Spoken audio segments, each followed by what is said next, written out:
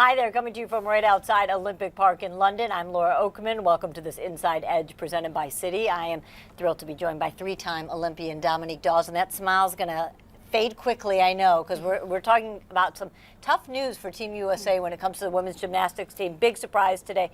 A month ago, I can say the face of the sport was Jordyn Wieber, and today she fails to qualify for all-around final, edged out by her teammates, Aly Raisman and Gabby Douglas. So let me just ask you this.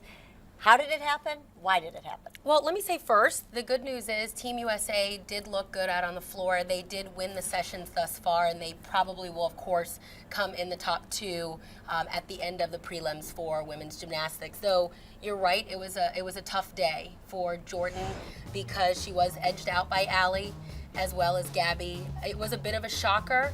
I think I was more impressed with Aly's performance than I was disappointed in Jordyn's performance. Aly started off on the vault with the best 2.5 vault I've ever seen her do. Normally she bends her knees for the second half. She cleaned up her form, a really solid landing on the bars for the warm-up. I even tweeted that this is the best routine I've ever seen her do. Same thing in the competition. She just rocked it throughout, and she ended on her best event. She's the reigning world champion on the floor, and she did a pretty darn good routine.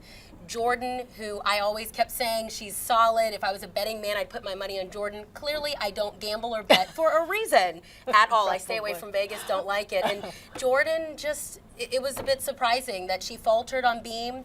Right before her beam routine, her coach, John Geddert, came over, pointed to his head to tell her, keep that game face on, stay focused, and she still made a slight mistake. Then on the floor, she followed Gabby, who made a huge mistake for Gabby Douglas, made a pretty big mistake.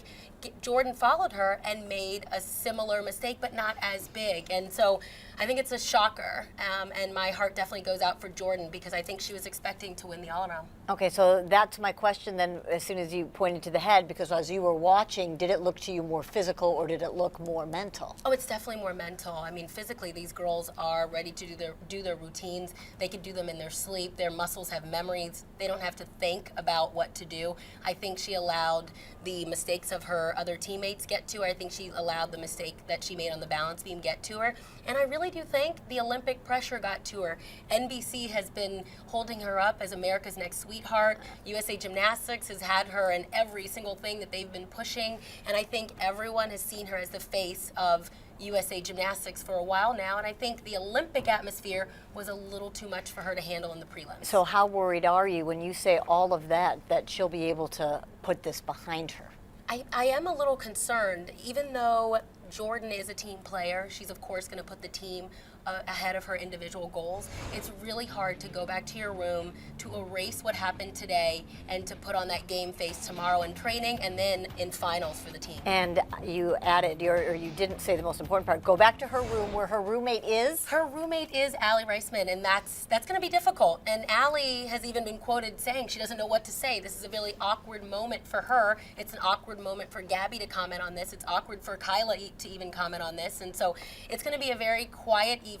I will say that Aly probably will not be sending out late night tweets. Let's hope not. And I'm sure Jordyn won't be having a smile on her face this evening or for quite a few days. Did you ever have a situation like that? Because we forget, even though you're teammates, you are competitors, and let alone any sport, any age, but 17, 18 years old to be put in that situation and now be thrown in the same room together. You know, people always ask me if I'm really close with my Magnificent Seven teammates, and I always say to them they were my competitors first, friends second. I have a lot of respect for these girls. We'll stay in touch via Twitter, Facebook. I saw Shannon Miller today working. We'll chat. I love her. I respect her. But yet we were always competitors throughout our career. And whenever we had to room together, I was always paired up with, for some reason, Shannon. And we would get along. I mean, we're not so competitive that we never spoke to one another, but we said very few words, especially during competition days. After the competition, everyone can relax, let their hair down, let loose. But I'll say that there's going to be very few words right now